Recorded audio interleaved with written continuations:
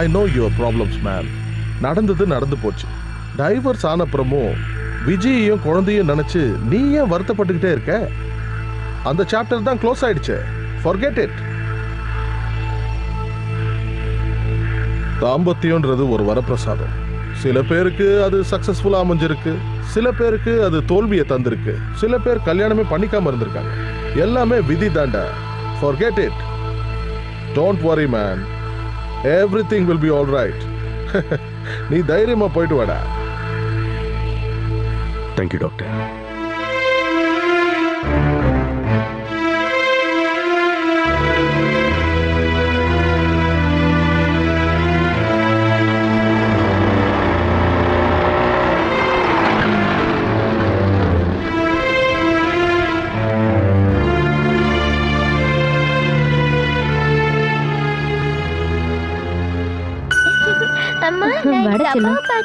அப்பா எனக்கு சாக்லேட்லாம் கொடுத்தாரு. நேரம் கிடைக்கும் போதெல்லாம் என்ன வந்து பாக்குறேன்னு அப்பா சொன்னாரு. நல்ல அப்பா நல்ல பொண்ணு. யாராவது எதையாவது கொடுத்தா அதை வாங்க கூடாதுன்னு உனக்கு நான் எத்தனை தடவை சொல்லியிருக்கேன்? வேற யாரும் இல்லையே, எங்க அப்பா தானே. அப்பா கோர்ட்ல அவன் மேல ஒரு கேஸ கொடுத்தனா அவன் உள்ளதான் போய் இருக்கணும். கோர்ட் உத்தரவை மீறி பொண்ணை போய் பாக்குறதுக்கு யார் பர்மிஷன் கொடுத்தது? என்கிட்ட சொல்லிட்டு தான் போனாரு. உங்ககிட்ட சொல்லிட்டு போனாரு? அவங்கிட்ட உனக்கு என்ன அனாவசியமான பேச்சு? இஷ்டம் போல ஆடுங்க. ஏற்கனவே எனக்கு 2 அட்டாக் வந்துருச்சு, அதை மறந்துடாதீங்க. 3வது அட்டாக்கும் வந்திருந்தா யாருக்கும் தொல்லை இல்லாம நான் போய் சேர்ந்திருப்பேன். என்னால தானே எல்லாருக்கும் கஷ்டம். அப்பா சொல்றதுல எந்த விதமான தப்பும் இல்ல. உங்க அண்ணன் எனக்கு எல்லாத்தையும் சொல்லிட்டாரு. காதல் அது இதுன்னு பின்னால சுத்தினதும், அண்ணன் அப்பா யார் பேச்சும் கேட்காம நீ அவரையே கல்யாணம் பண்ணிக்கிட்டதும், கல்யாணத்துக்கு அப்புறம் அவரோட சுபாவம் மாறினது எல்லாமே தெரியும். இல்ல, எல்லாத்தையும் சொல்லிருக்க மாட்டாங்க. டேவிஸ் பெட்டிஷன்ல எனக்கு பதில் அப்பா கையெழுத்து போட்டு அனுப்புனத சொல்லிருக்க மாட்டாங்க. சொல்லிட்டாங்க, அதுவும் சொல்லிட்டாங்க. பொண்ணோட வாழ்க்கை கெட்டு போக கூடாதுங்கிறதுக்காக உங்க அப்பா செஞ்ச ஒரு சின்ன தப்பு நீ இப்ப பெருசாக்காத. அந்த சின்ன தப்பு தானே இது எல்லாத்துக்கும் காரணம். நடந்தது நடந்து போச்சு, அதையே நினைச்சிட்டு இருந்தா எப்படி? மனசறிஞ்சு நான் எதுவும் செய்யல. 2 வருஷமா அவரை பார்க்காம பேசாம நான் இருந்தல்ல. இது எல்லாத்துக்கும் காரணம் அந்த கடவுள் தான். இனிமே நடக்க வேண்டியதாவது நல்லதா நடக்கட்டும். எல்லாம் முடிஞ்சதுக்கு அப்புறம் திடீர்னு என்ன பொண்ணு மேல பாசம்? எல்லாம் வேஷம். நாங்க 2 பேரும் பிரிஞ்சிட்டோங்கிறதுனால அனு அவரோட பொண்ணு இல்லைன்னு சொல்ல முடியுமா தேவி? சொந்த மகளை ஒரு வாட்டி பாத்துக்கிறேன்னு கேட்டாரு. நான் எப்படி மூஞ்சில் அடிச்ச மாதிரி வேண்டான்னு சொல்ல முடியும்? வேண்டாம், முகத்துல அடிச்ச மாதிரி சொல்ல வேண்டாம். கோர்ட் ஆர்டர் படி குழந்தைக்கு 8 வயசு ஆனதுக்கு அப்புறம் வந்து மீட் பண்ணலாம்னு சொல்லலாம் இல்லையா? எல்லாருக்குமே நான் இப்போ ஒரு பாரம் ஆயிட்டேன். இல்ல, எல்லாரும் அவங்க மனசுல இருந்து ஒரு பாரம் இறங்கின மாதிரி தான் ஃபீல் பண்றாங்க. இன்னைக்கு பெங்களூர்ல இருந்து உங்க அண்ணன் போன் பண்ணும்போது கூட சொன்னாரு, நல்ல ஒரு சம்பந்தம் கிடைச்சதுன்னா விஜய்க்கு இன்னொரு கல்யாணம் பண்ணி வச்சிடலான்னு.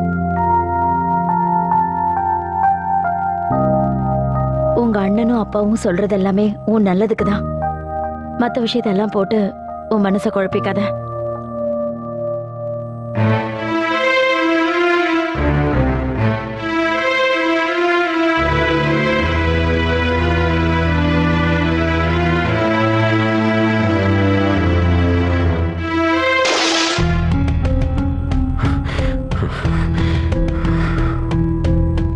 ஏன் இந்த சின்ன விஷயத்துக்கெல்லாம் இந்த அளவுக்கு எதுக்காக கோவப்படுறீங்க? என்ன சின்ன விஷயமா? குழந்தை உடம்பு சரியில்லாம படுத்திருக்கா, நீ ஊரை சுத்திட்டு வரியா? நான் ஒண்ணு ஊர் சுத்த போல. அப்பாக்கு உடம்பு சரியில்லைன்னு கேள்விப்பட்டேன். என்ன விட நம்ம குழந்தைய விட உங்க அப்பா தான் பெருசா போச்சா? அவருக்கு ஒரு சின்ன பிரச்சனை வந்தா கூட நீ உன் குடும்பத்தையே மறந்துடுற. என்னங்க இப்படி பேசுறீங்க? அப்பாக்கு அட்டாக் வந்து ஐசியூல இருந்தாரு. அவ்வளவுதானே, செத்து போயிடலையே. நமக்கு கல்யாணம் ஆன உடனே ஒன்ன தன்னுடைய மகளே இல்லைன்னு சொல்லி நம்மளை வீட்டு விட்டு வெளியே துரத்துனவர் தானே அவரு. அதை மறந்துட்டியா நீ? மறக்கல. அதுக்காக அவர் எனக்கு அப்பாங்கிறத மறக்க முடியுமா? மறக்கணும். என் கூட நீ வாழணும்னா நீ அதை மறக்கணும். ஆமா, எனக்கு நல்லா வேணும். ஆரம்பத்துல இருந்தே நீங்க உங்களை பத்தி மட்டும் தானே கவலைப்பட்டுட்டு இருந்திருக்கீங்க. நான் என்ன பத்தி மட்டும் தான் கவலைப்படுவேன். எங்க அப்பா உங்க உயிருக்கு போராடிட்டு இருக்காரு, நீங்க பழசெல்லாம் கலறீங்க. உங்க அம்மா கிட்ட ஒரு நிலைமை ஏற்பட்டிருந்தா? எங்க அம்மாவை பத்தி நீ கவலைப்பட வேண்டாம். அவங்கள பாத்துக்க நானும் சஞ்சய் இருக்கும். அப்ப நான் இந்த வீட்டை சேர்ந்தவே இல்லையா? உனக்கு உங்க அப்பா தான் முக்கியம்னா இந்த வீட்டுல நீ அண்ணியம் தான். நீங்க சொல்ற மாதிரி எங்க அப்பாவை மறந்துட்டு தான் நான் இங்க இருக்கணுங்கிறது இல்ல. உங்களுக்கு ஒரு வேலை கூட இல்லாத நேரத்துல தான் எல்லாத்தையும் விட்டுட்டு உங்களை நம்பி நான் இறங்கி வந்தேன். அதுக்கப்புறம் என்னோட வேலையை ராஜினாமா பண்ண சொல்லி நீங்க சொன்னீங்க. நான் உங்களுக்கு அடிமையா இருக்கணும்னு நினைச்சீங்க. எல்லாரும் முன்னாடி நீங்க பெரிய ஆளுன்னு காட்டிக்க நினைச்சீங்க. பேசாத, இனி ஒரு வார்த்தை பேசக்கூடாது. இத்தனை நாளும் நான் பேசாம தானே இருந்தேன். இனிமே அது முடியாது. இத்தனை நாளா நான் கஷ்டப்பட்டதுல போதும். உங்க அப்பங்கிட்ட இருக்கிற அகம்பாவம் அப்படியே உங்ககிட்டயே இருக்கு. அகம்பாவம் எனக்கு இல்ல, உங்களுக்கு தான்.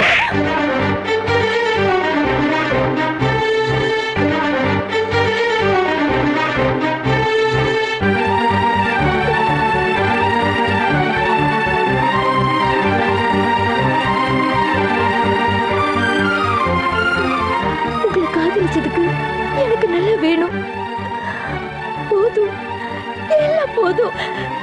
இத்தனை வருஷமா எங்க அப்பா கூட நடிச்சதில்ல. அப்படின்னா போயேன். உனக்கு இஷ்டம்னா உங்க அப்பா வீட்டுக்கு போ.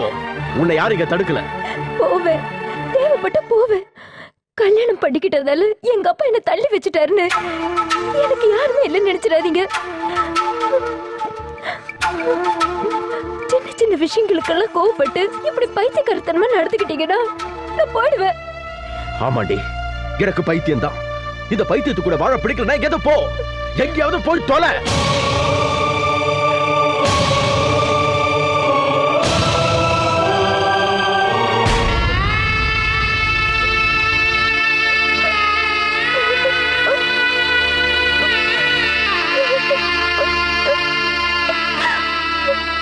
அவனை விட்டு நீ வந்து ஒரு மாசத்துக்கு மேல ஆயிடுச்சுல்ல. அவன் உன்னை திரும்பியாவது பார்த்தானா? அட்லீஸ்ட் ஒரு போன் ஆவது பண்ணானா? சரி, உன்னை பத்தி கவலைப்படல விடு. அவன் பெத்த ஒரு பொண்ணு இங்க இருக்குல்ல, அவளை பார்க்கவாது இங்க வந்திருக்கலாம்ல. அன்னைக்கே எனக்கு நல்லா தெரியும் இந்த சம்பந்தம் எல்லாம் வேலைக்கு ஆகாதுன்னு. தப்பு நடந்து போச்சு, சரி பண்றேன், சரி படுத்துறேன். அப்பா ஏமா இன்னும் வரல? ஏய், அவரெல்லாம் வரமாட்டாரு. எனக்கு அப்பாவை பார்க்கணும். அப்பா வருவாருமா? வருவார், காத்துக்கிட்டு இருங்க. அவனுக்கு இன்னும் என்ன பத்தி சரியா புரியல. அவனுக்கு புரிய வைக்கிற. என்ன பண்ணணுங்கிறத நான் தீர்மானிச்சிட்டேன். நான் சொல்ற மாதிரி நீ நடந்தா போதும். நீ வாடா. This is something peculiar. சொந்த ஊர்ல வேலையை விட்டுட்டு இவ்வளவு தூரத்தில் இருக்கிற ஊருக்கு டிரான்ஸ்ஃபர் கேட்கறது எனக்கு ரொம்ப ஆச்சரியமா இருக்கு. ஏன் நீ ஒரு மாதிரியா இருக்க? What happened to you? Nothing sir, travel பண்ணதுல கொஞ்சம் டயர்டா இருக்கா. முதல் ஒரு ஆபீஸ்ல ஜாயின் பண்ண வரும்போது உன்னோட அப்பியரன்ஸ் ப்ளீசிங்கா இருக்கணும். எஸ்பெஷலி உன்னுடைய பர்சனாலிட்டி, பேசுற முறை, smile, the way you dress, behavior, இது எல்லாத்துக்கும் நீ இம்பார்ட்டன்ஸ் கொடுக்கணும். Do you follow me? Yes sir. Anand, இங்க கொஞ்சம் வாப்பா. For the time being, உன்னை ராகவனுடைய அசிஸ்டண்டா போடுறேன். I think you can develop your ability within. I'll try my best. இவர்தான் ஆனந்த், நம்ம ஆபீஸோட கோஆர்டினேட்டர். ஹலோ ஆனந்த், நான் சொல்லியிருந்தேன்ல, அது இந்த பொண்ணு தான். ராகவனுடைய செக்ஷன்ல வேலை கொடு. Okay sir. Okay, you are welcome. வாங்க. கோயம்புத்தூர்ல ஜாயின் பண்ணி எத்தனை நாள் ஆகுது? ஒரு வருஷம் இருக்கும் சார். அப்படியா? அதுக்குள்ள ஏன் இந்த இடத்துக்கு டிரான்ஸ்ஃபர் ஆகிட்டீங்க? பெருசா எதுவும் இல்ல, ஜஸ்ட் ஃபார் a change. இவங்க தான் கோயம்புத்தூர் பிரான்ச்ல இருந்து இங்க வந்திருக்க அஞ்சலி மேடம். முதல்ல கேள்விப்பட்டப்ப யாரோ திமிரு பிடிச்சவங்க வர போறாங்கன்னு நினைச்சேன். இவங்க இங்க அக்கௌண்டன்ட்டா இருக்காங்க. பேரு ஹலோ. அக்கௌண்டன்ட்னு சொன்ன உடனே ரொம்ப வயசானவங்கன்னு நினைச்சிடாதீங்க. she is only 32. சரி ரொம்ப புகழாதீங்க. இது சிந்து. ஹலோ. ஆனா உங்களுக்கு மெயினா அறிமுகப்படுத்தி வைக்க வேண்டிய ஆளு இப்போதைக்கு ஆபீஸ்ல இல்ல. யாருன்னு தெரியலையா? Chief architect Raghavan. திண்டிவனம் வரைக்கும் போயிருக்காரு. நாளைக்கு தான் வருவாரு. உங்களுக்கு என்ன தேவை இருந்தாலும் என்கிட்ட கேட்க தயங்காதீங்க. ஓகே? நீங்க உடனே தப்பா நினைக்காதீங்க. என்ன உதவியானாலும் அவர் நிச்சயம் செய்வாரு. ஆமா. அந்த அளவுக்கு பேசலனாலும் சுசிலா ஒரு சைலண்ட் கில்லர். அப்புறம் ஒரு விஷயம் கேட்க மறந்துட்டேன். இங்க தங்கறதுக்கு அரேஞ்ச்மெண்ட் பண்ணிட்டீங்களா? உங்களுக்கு இங்க யாராவது ரிலேட்டிவ்ஸ் இருக்காங்களா? இல்ல, ஆனா ஒரு ஹாஸ்டல்ல கேட்டுட்டு வந்திருக்கேன். ஏமா, உங்க ஹாஸ்டல்ல இடம் இருக்குன்னு சொன்னியே. நீ ஒரு ரூம்ல தனியா தானே தங்குற? மேட்ரன் கிட்ட பர்மிஷன் வாங்கி அஞ்சலியும் அங்க தங்க வச்சிரு. நான் உங்ககிட்ட சொல்லி பார்க்கறேன் சார். சொல்லி பார்த்தா போதாது, கண்டிப்பா தங்க வைக்கணும். சார், உங்களை எம்டி கூப்பிடுறாரு. ஓ, எக்ஸ்கியூஸ் மீ. அப்புறம் ஊர்ல யாரெல்லாம் இருக்காங்க? அப்பா, அம்மா, அப்புறம் 3 தங்கச்சிங்க. தங்கச்சிலாம் என்ன பண்றாங்க? 3 பேரும் படிக்கிறாங்க. அப்பா ஹை ஸ்கூல்ல ஹெட்மாஸ்டரா இருந்தாரு, இப்ப ரிட்டையர் ஆயிட்டாரு. இந்த மாதிரி விஷயங்களை சொல்லி புரிய வைக்கிறதுக்கு அவனுக்கு அப்பாவோ அண்ணன்களோ இல்லைங்கிறது உங்களுக்கு தெரியாதா? என்னதான் உறவு முறையில மாமனா இருந்தாலும் 2 பேரும் நண்பர்களா தானே பழகிக்கிறீங்க. அதனால இந்த மாதிரி நல்ல விஷயங்களை அவனுக்கு புரிய வைக்கிறதுக்கு உன்னால தான் முடியும். அதனாலதான் நான் உன்னை இங்க வர சொன்னேன்.